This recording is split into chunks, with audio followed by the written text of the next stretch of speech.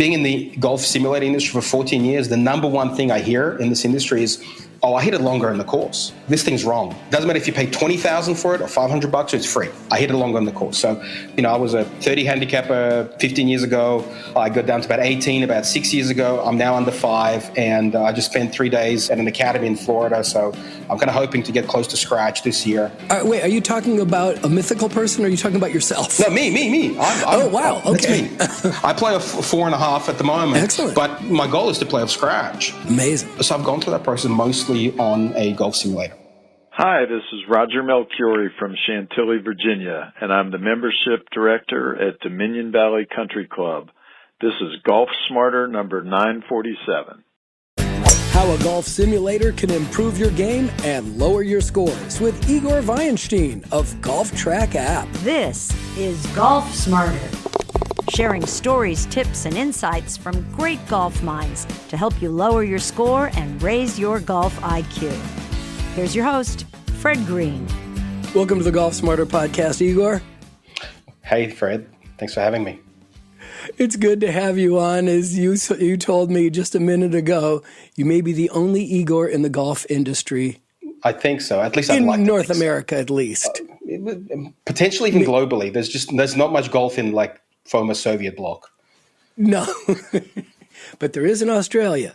There is in Australia, yes. So wait, you grew up, you were born in Russia. Former Soviet Union. So, now with all the conflict, you kind of have to be careful. It's not Russia. It's like Moldova, which has recently had like a coup with the Putin and whatever. And, I grew up half there. My mom's from Ukraine, so spent my summers in Ukraine. And then when I was almost 11 years old, we moved to Australia. Okay. So, yeah, I grew up there. And then 2.5 years in Dallas, Texas now. So I'm still working on my accent, I got to work on the twang. That would be one interesting accent to have, the Russian, Australian Dallas accent, y'all. Sure. Interesting. My grandparents were from the Ukraine, but for them it was Russia, right? But when we finally figured out that they were outside of Kyiv, it's like, oh wait, no, you were the Ukraine. No, that wasn't called the Ukraine in the 1910s. Exactly. So anyway, how long have you been involved in the golf industry? So I think it's 24. So 14 years I've been in the golf industry, and kind of ended up in it completely by accident. I'm a tech guy by trade. I was a super geek. I used to have really fat glasses. I had laser eye surgery. So, and I kind of fell into golf by accident, and here I am 14 years later. And what was it that attracted you to golf? It was the work or the game? The game. So I played like a couple of rounds, a couple of times a year when I was at college and my early 20s. And then I had a tech company, and I worked in tech for, since I was a kid, basically. And then one of my best friends, Damon Rashid, he was a mad golfer, and he was going for lessons at this place called GolfTrak Australia, not related to GolfTrak America, although that's a funny story. I'll come back to that. Okay. Make a note. Yeah, absolutely. It's a fun, you just never know how things are going to play out in life, and I have a good example of that. And he was quite a good golfer. He's probably like a 9 handicap or something, and he wanted to kind of get me a little bit more into golf. And so he said, why don't you come have lessons? So I went and started having lessons, and I just got addicted. And I ended up buying the business that we were having lessons in with him, and then grew that, got out of that, started another golf business, grew that. That was called 24/7 Golf. So I was actually, I think I may have been one of the first in the world to start those 24-hour unmanned like golf gyms, like where you go in with golf simulators, So, and this place, GolfTrak, was obviously simulators and lessons. And then some it went well, some it didn't, and I got into selling golf simulators in Australia, and then manufacturing in China, golf simulator accessories, and then expanded to America and Europe, and then I got acquired by GolfTrak USA. So hence the loop, because one day I got a phone call from the founder of GolfTrak USA in Australia, going kind of, who the hell are you? And I went, well, who the hell are you? And we became friends. And then 8 years later, he buys my company. So you never know. Good friends. Yeah. No, wait a minute. I'm sorry, but I don't know about these 24-hour golf practice areas. Is that what you're saying? Yeah. They yes. exist? Well, they do. So I started my first, I think 2016, and you go online, you sign up on a website for a membership, and I was charging like $15 a week, unlimited use, right? And then I had 2 simulator bays, and then you'd get a code to your phone, and then you'd go and put in a PIN code, and you would go in, and they had 2 simulator. I had started off with TrackMan, then I switched to SkyTrack later, and people would just come in at all sorts of hours of the day to practice golf. Wow. There's way more of them now. Like I know maybe here in Dallas, there's at least 8 of them that I've seen. So it's kind of happened.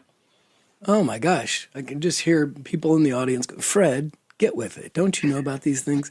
I live in a sleepy community. Restaurants close at 9 here. They don't have seating. They only have 1 seating and they can't survive. So it's my problem. So you've always been on the tech side in golf. Are we going deeper into it, and what's the future? What do you see as tech in golf? I'm kind of hoping to really, disrupt, golf as many entrepreneurs, I guess, do with their industries. So, for 7 years, I've also been working on an app, which I launched. So we launched like an open beta September the year before last. For 18 months, we kept improving it. It's been developed, like I said, 7 years. And then just before the PGA show this year, we launched the full commercial version. So it's called GolfTrak.app. And it's basically it's a launch monitor using the cameras on your phone. We've got it to within, sort of 5 to 8% accuracy of a GC quad. And I think this is where, with Apple Vision Pro and, the Ultra Watch, companies like Golf Shot, the app that tracks your stats on course. Mm-hmm. They've got this thing called Swing ID, which they're using the Apple Watch to track your path. So all these technologies are converging, and I think it's really going to it's going to open up the whole golf industry to just so many more people. And that's what I'm kind of trying to do, is really take technology, latest of tech, and bring it to the masses, because not everyone can afford, or even if they can afford, not everyone really needs something like a TrackMan or a GC quad. Right, right. It's a unique product for a very unique golfer, I think. So, and I know that teachers want to spend the thousands of dollars on TrackMan and other tech things that are going to help them teach. But it's eventually, in the way it's going and the way tech works these days, is it just funnels down, so it's just a consumer product. And Absolutely. That's what it's GolfTrak.app.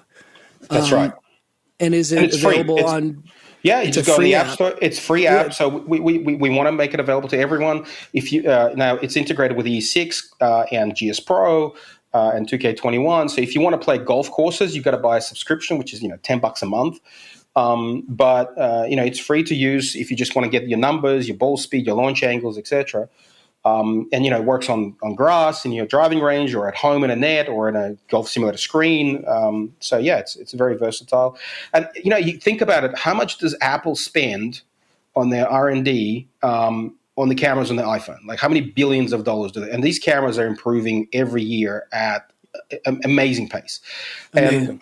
And I think the whole, because I've been selling simulators for 14 years, basically, there's a lot of conversation, radar versus camera and all of that.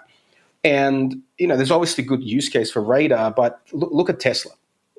They create, and I have one, and I have full self-drive, and I love it. My kids are growing up kind of knowing that cars drive themselves.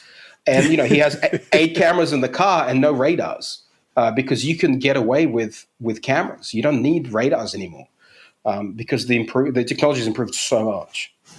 But on, like, I have an electric car and an electric a plug-in hybrid, but they both have the radar to use. Mainly, I think they use the radar for cruise control.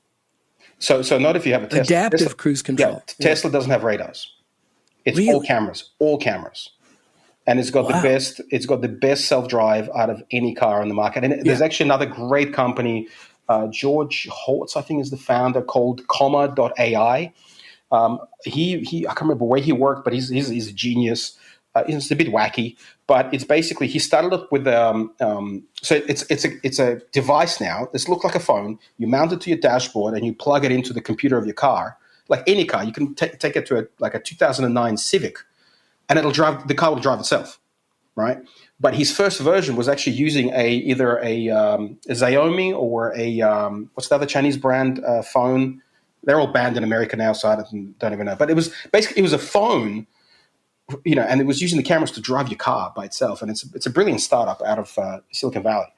Wow. And so my point is that these cameras, like I can tell you right now that at a good enough lighting with the iPhone 15, I can actually see the dimples on the ball spin.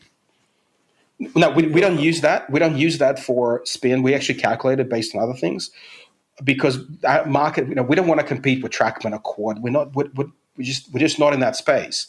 But the point is that the technology is improving so fast that, in 2 years' time, we will easily be able to track the dimples on the ball. Now it's hard. So you will be. You're not competing with that space now, but you will be competing with that space. But potentially, I kind of see it. Like I love Topgolf, and I love what they've done to golf by bringing all these people, to basically hitting golf balls. And like when you go to Topgolf, do you care what your spin is or this or that? Like most people go to Topgolf to have fun and really enjoy the process, and kind of that's what I want. I think there's a lot of enjoy, and there's all these newcomers to golf, right? All the golf industry is celebrating all these newcomers. Are they single-digit handicappers that need a GC quad to understand their angle of attack and the dynamic loft and the spin axis? Probably not. And so, you know what? I want to pick apart. I really do, because I have, a small launch monitor. I just don't understand what I'm reading. And so I want to, hopefully you can help me absolutely discern that. But we're going to take a break right now, and we'll be back right after this.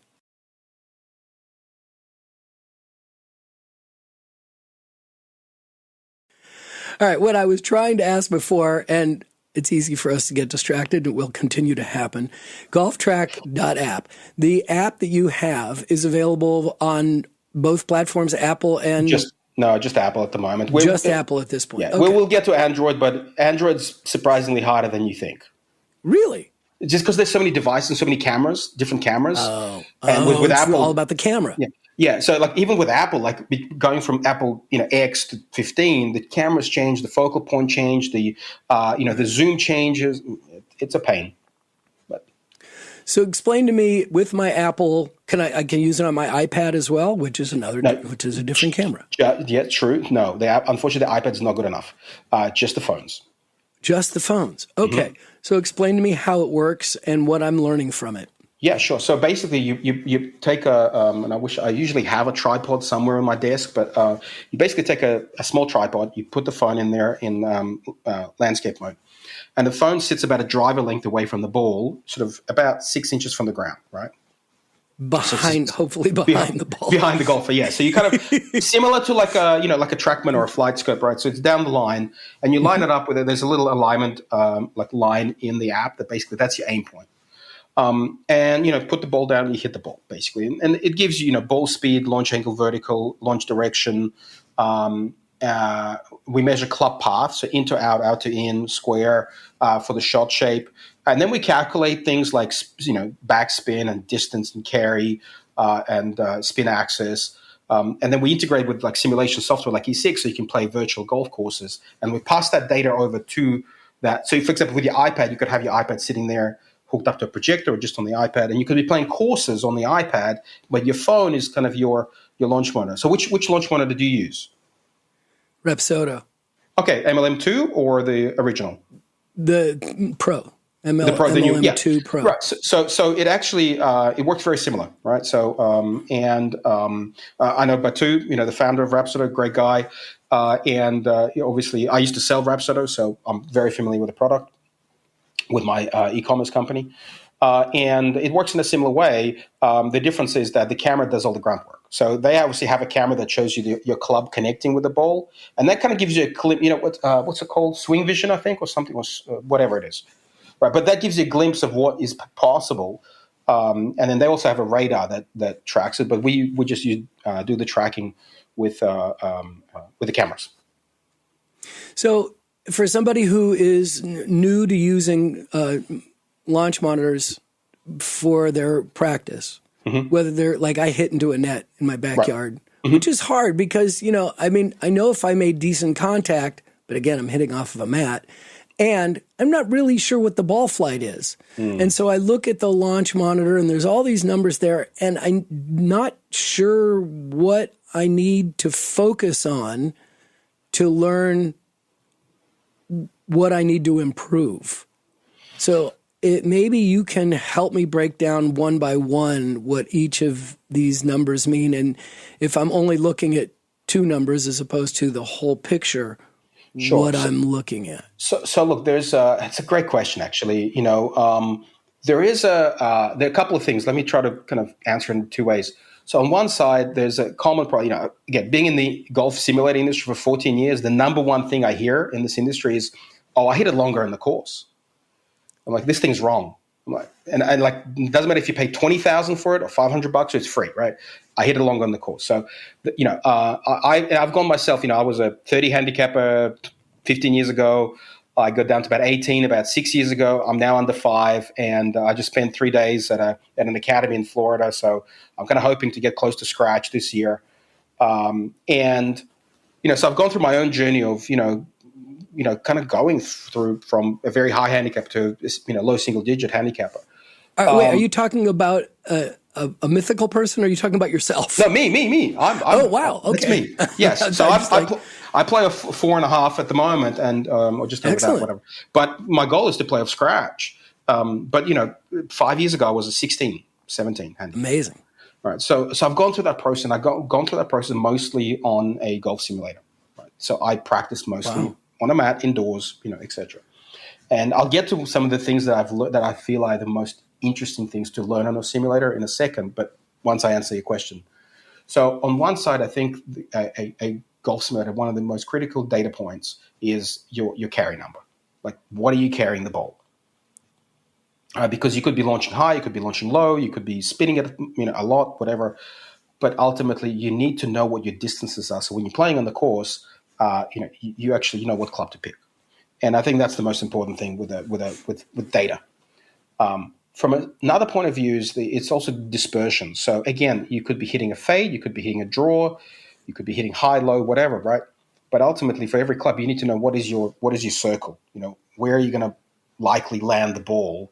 I think that's so. In the Rhapsody on the driving range, for example, you'll see that you can put a dispersion circle for each one of your clubs, and it'll show you sort of where you're hitting. And I think those two things are the most important in terms of actually improving. The rest is kind of, you can focus on, for example, your launch angle, right? So you may, be launching your irons too high, right? So you have a very soft shaft, let's say, and you're just skying your irons, and you're just not getting the distance, or you're landing too soft, you're not getting a rollout with the longer irons, etc. So this is where you really have to look at, maybe I'll focus on my launch angle. The launch angle, this is so funny because I've never asked these questions before, and they're like, how do you not know that?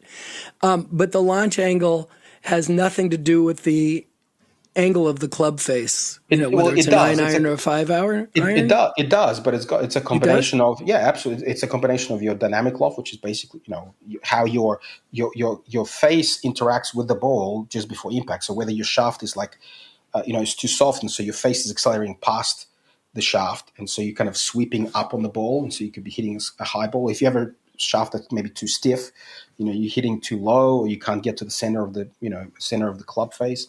There's all these things, but you kind of focus on one particular thing. So for example, last week I worked at this academy.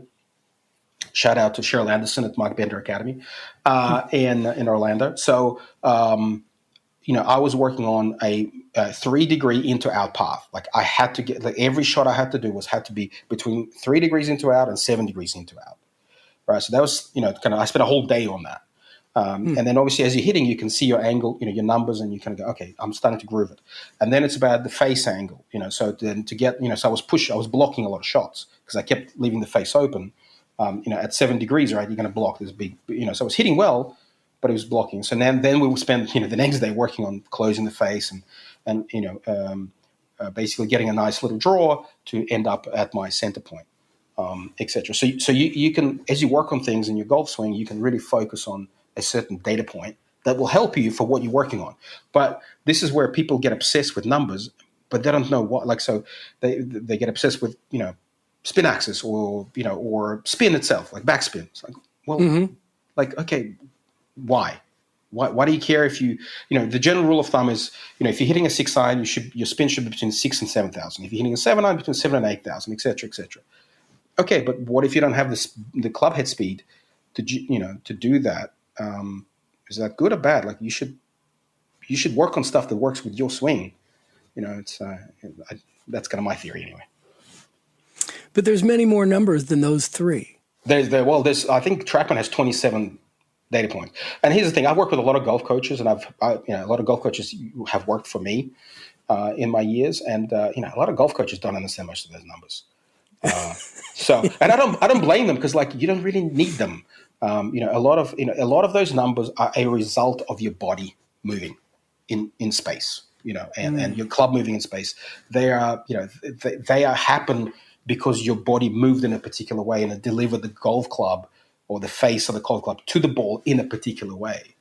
And so I think if you get too obsessed with numbers, you go down rabbit holes that are not really helping you to get better, I think. I mean, if that's what you want. I mean, I have a friend who loves tinkering with stuff, so he's always buried deep in numbers because he tinkers way too much. But anyway.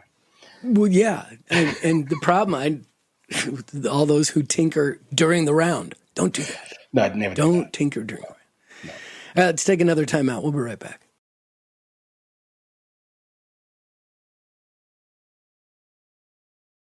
So I want to get deeper into your app now. It's in beta or it's available now for free to everybody it's available. Apple iPhone only. Correct. Thank you. Yes. Okay. All right. So let's get deeper into it because this sounds like a solution for a lot of people who don't want to go out and buy, one of those things and use it. And, maybe this will be the answer or even get them hooked into it. Yep. In a way, they're like, oh, maybe I should invest in something like this. But exactly. But it may end up being that your software is so sophisticated that you just really don't because you'll get the numbers that you need. Well, it's getting there, and it will get there over time because we use obviously a lot of AI. We're also improving. The interesting thing is we're improving the app every week. Every week we release a new build, and we're always collecting data, and we have deep learning models that. And if you know anything about deep learning models, it's basically the more data you feed, the smarter it gets, and the more accurate it gets, and then et cetera, et cetera. So it's always improving. So that's one thing. Second thing is if you already have an iPhone, it's just such an easy way to get into it, right? Because if you buy a launch model, it has to come through. You have to have another device that you put software on anyway. You have to get a net, a mat, a screen, etc. So there's kind of investment. And so the way I look at it is this is a way to have a very easy way to get into the simulator space, into the launch model, and kind of have fun with it. I mean, number one for me is if you have fun with it, I think you will improve naturally, right? So for my number one thing is have fun. Imagine you have a Top Golf at home, you just have fun. And so I was going to come back to actually just prompted me. So when I was getting lessons when I was still a very high handicapper, one of the coaches asked me, what sport did you play as a kid? And I'm like, back in Soviet Union when I was a little boy, I used to play with tin cans. Yeah, that's right, pretty much that and table tennis. And okay, ping pong. You didn't call it ping pong. You called it table tennis. Table tennis, yeah, okay. Yes. And so he said, well, try to move the ball that you would with a racket, with a table tennis racket. And I'm like, you can do that? He's like, yeah. And so I spent years, and that's where I got really good at. And by the way, I hit the shot of my lifetime 2 days ago on the course. But basically, it was a second shot. Wait. Now, you can't just throw that in and leave. Wait, what do you mean you had the shot of your life? Okay, so it's a par 5. It's a dogleg left. There's a creek kind of going left, so you got to hit a little draw. But if you go too much draw, you can end up in the creek. So it's the only drive of the day that I actually hooked, but I got lucky. It landed in the rough, sort of right to the right of the creek that goes on the left side, and then comes back, and it's like 40 yards short of the green, right? And it's an uphill green. And so I've got this 240-yard shot to the green, and it's uphill, but I have a tree about 20 yards in front of me, quite bushy. And basically, I have to try to hit a shot that doesn't go more than 7-8 feet in the air, right? And I'm like, I've just tinkered with my swing. I'm having an average round. I'm just going to go for it. So I take a driver, right? So driver, right? Driver off the deck in the rough. I put the ball back in my stance, and I'm like, I'm going to hit a sliding sort of fade, and I was playing with 2 other guys, and I hit it, and it just stayed just above the ground, and it hit the green and actually rolled over the green. So I had to chip back on, and the guys are like going crazy. They're like, I can't believe the shot, and that was like shot of a lifetime. So, congratulations! All right, get back to where you were. So back to, but the reason I was able to pull that shot off, I feel, is because of the simulators that I've hit on for so many years. Because what it allows me to do is like, and I would tinker with like, what if I try to like really roll my wrist? Or what if I try to like leave the wrist open? And so I learned how to move the ball, like bend like Beckham, basically, on a simulator, because it's so like low risk. You don't feel like an idiot, shanking on a driving range where all your buddies are watching you and laughing at you. So like in the privacy of your home, what I did is I spent so much time learning how to hit these really weird shots. But when you get on the golf course, they become really useful because you're like, oh yeah, I can go, I can move this, 40 yards right to left, without ever going 10 foot off the ground, because I've practiced it like for fun on my simulator. And so I think that's another really great benefit of a simulator. In a no pressure situation. Yeah, no pressure situation, but it builds that muscle memory and that creativity. And I think that's really useful. Mm-hmm. Yeah, absolutely. I had a shot of not of my life, but I had a great one recently. Yeah, tell me. I had a bad drive. No, I had a really good drive. It's an uphill hole, par 4. I doinked my second shot, left me 60 yards from the hole that I couldn't see. I could see the top of the pin only. And I hit the shot, and we hear clunk. I'm like, did that go in? And like it just hit the stick and dropped in, because you sound like you hit the stick and the cup at once.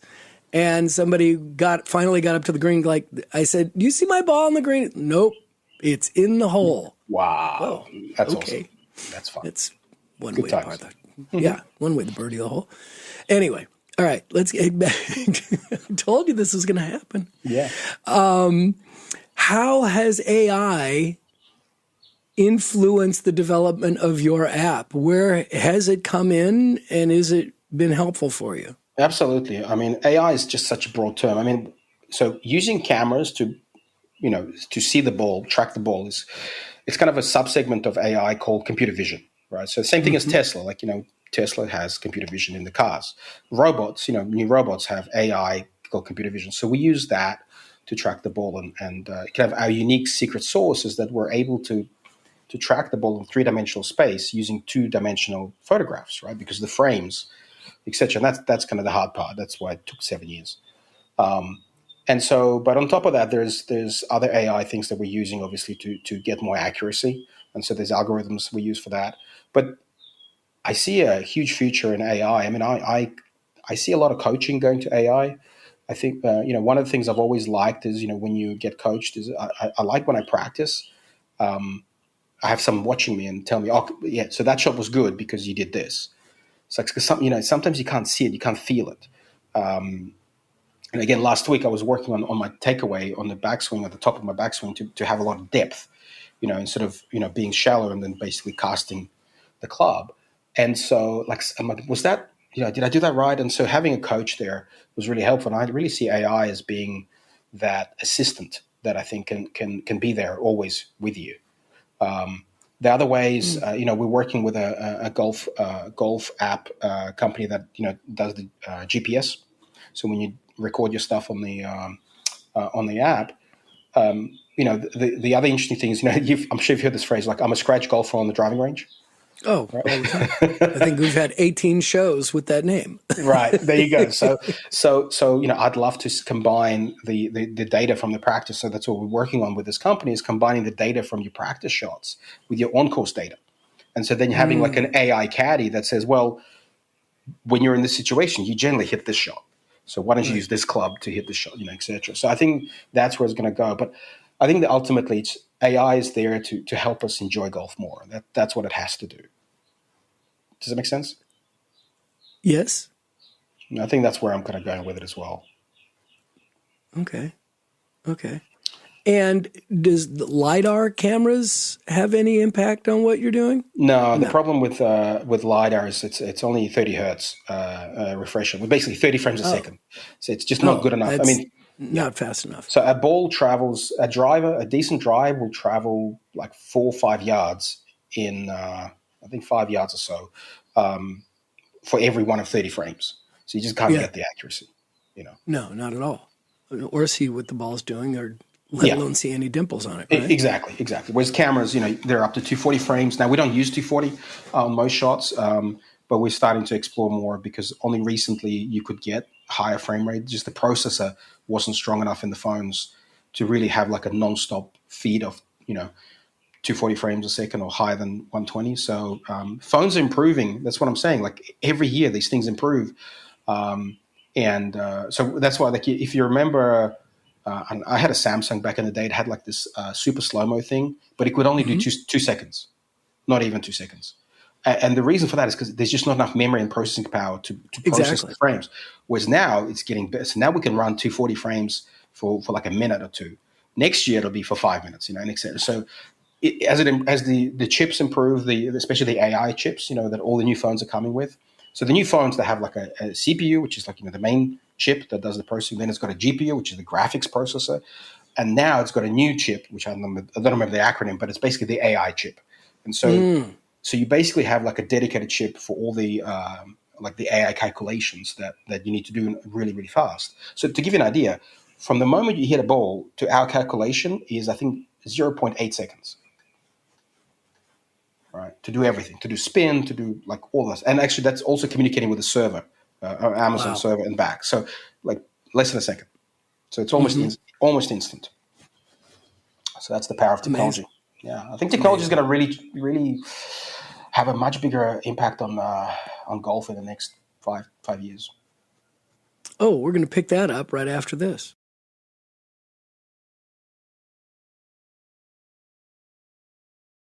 Your GolfTrak app, free for iPhone users, it doesn't have quantum computing in it yet. Not yet. But it's taking advantage of a lot of what's in the phone. And this can be used, now again, you saying this can be used indoors, outdoors, driving range, into a net, any place, anytime, for everyone. Yeah, try it in your net. Try it in your net. I will definitely try it in my net this afternoon. Are you kidding? Absolutely. Now, what about the virtual course thing? Does it provide that as well? So yeah, you can pretend you're playing it. Yeah. Any of the courses. I mean, we integrate with the E6 Connect, which has the basic packages. I think 5 courses.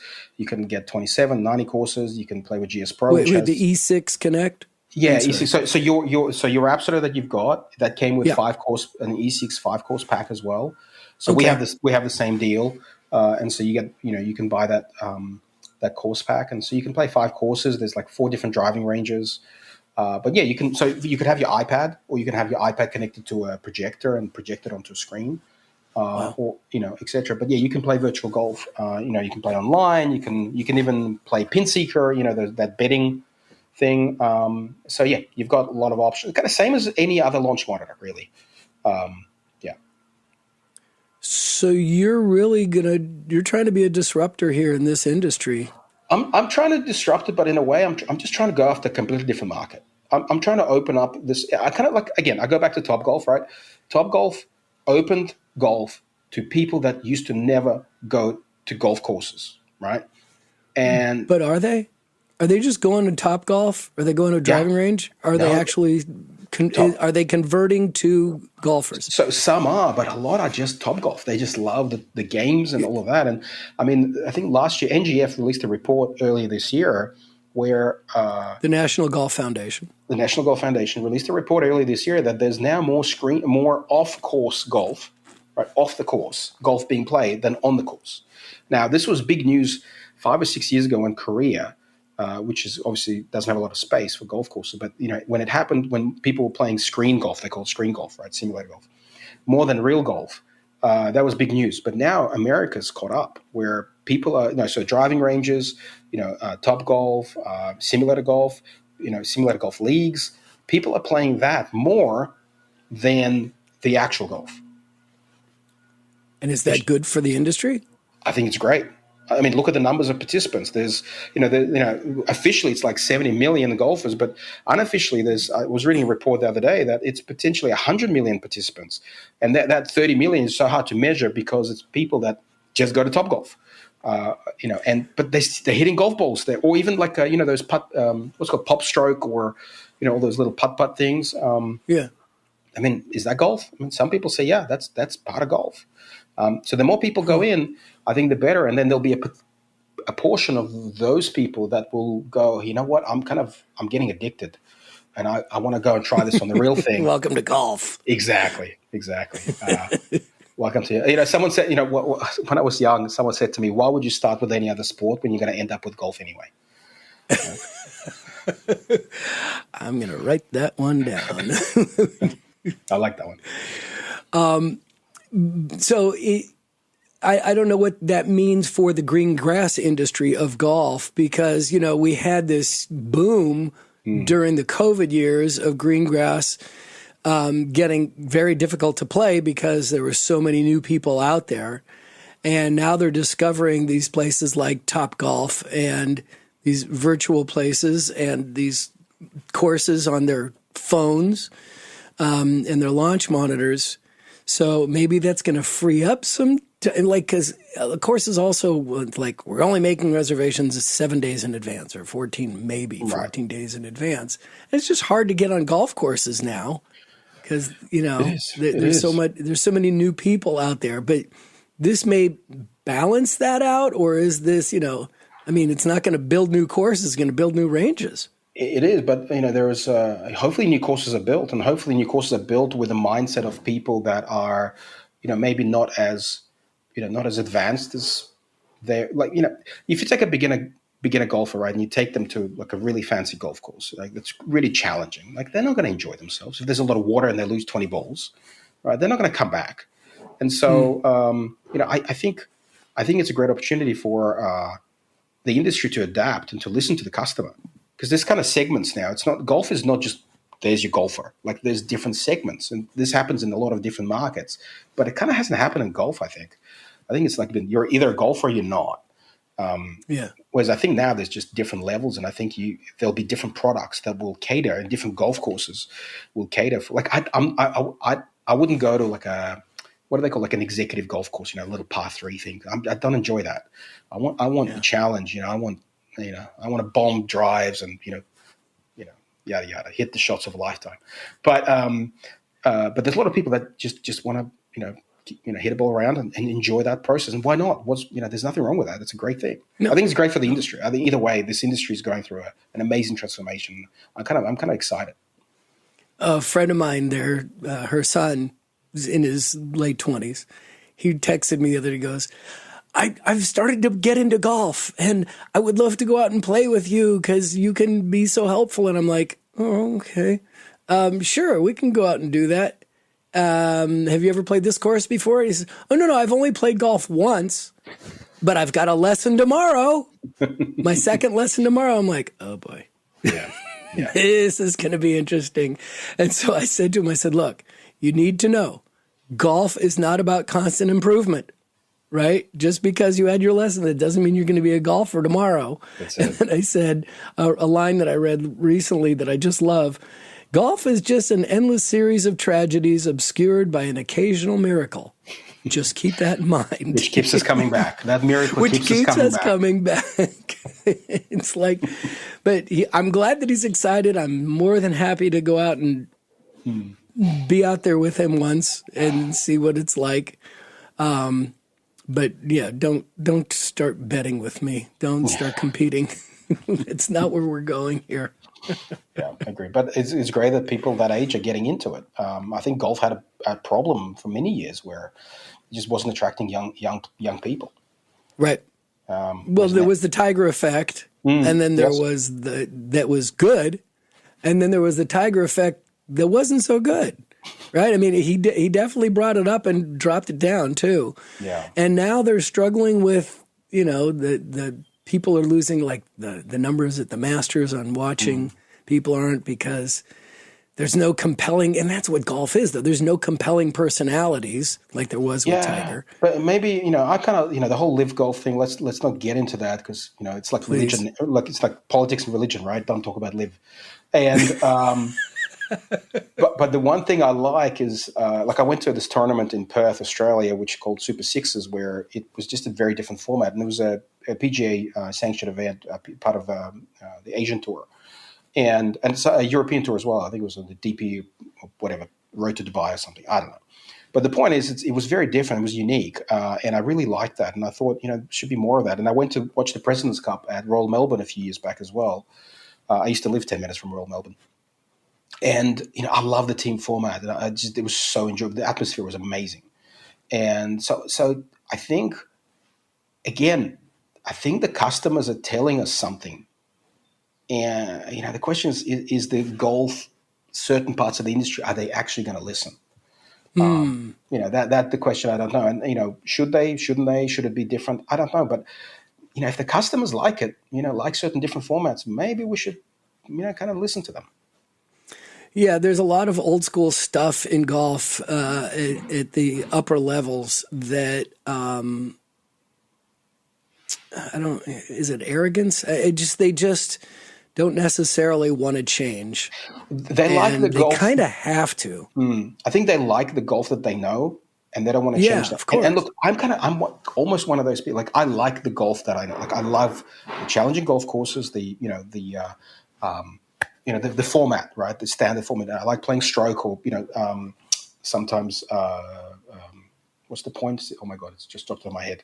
The point system, Stableford. Yeah, in Australia, a lot of people play Stableford, and right. I like that. I don't like the charity tournaments because the 4-ball thing and best ball. Like I'm not really much into that, but it's a personal preference. It's like that's okay. There's other people out there that love the charity stuff, so maybe there should be more formats around team play and all that, so that the guy like you're talking about that has played once in golf, he can actually experience a good round of golf, even though he doesn't get off the tee once, right, etc. So again, it just comes to, you got to listen to your customers, and if you want to grow the game, you got to listen to these newcomers that are coming to the game and see what they want, and maybe adapt to that, and maybe split golf into kind of different sections. I don't know. Right. But for those of you who are into it and want to get better, and don't necessarily want to take a lot of lessons, but you want to know what you're doing, you got to check out this app, GolfTrak. It's GolfTrak. It's a free app on the iPhone only. Yes. Okay, but a lot of you have that, and I know that you're going to check this one out. And Igor would be very grateful if you did. Igor, it's great talking to you, man. I really enjoyed this. And please, any feedback, like we have a live chat in the app. You can we love to hear. As I said, I like to listen to customers. So any feedback you have, anything like that, we're very open to that. Good, bad, and different. Some suggestions, some ideas, whatever. We just love golf simulation. We hope it grows. Hey, let's play golf together. No, I'm serious. Now that I'm back playing regularly, I really would love to play with you when you visit or live in the San Francisco Bay Area. But I've got an even better idea. Join me and my wife this September in Portugal. We're going to be playing in Vila Moura, which was constructed as Portugal's elite golfing area that boasts 5 exceptional golf courses. In addition, Vila Moura has beautiful sandy beaches, fine dining, chic bars, and more. So the views from every angle are fantastic. Now, I mentioned that my wife is joining us too, yet she's not a golfer. So I'm inviting you and your partner to join us, whether they play or not, because the days we play, there are still activities or relaxing for all to take advantage of.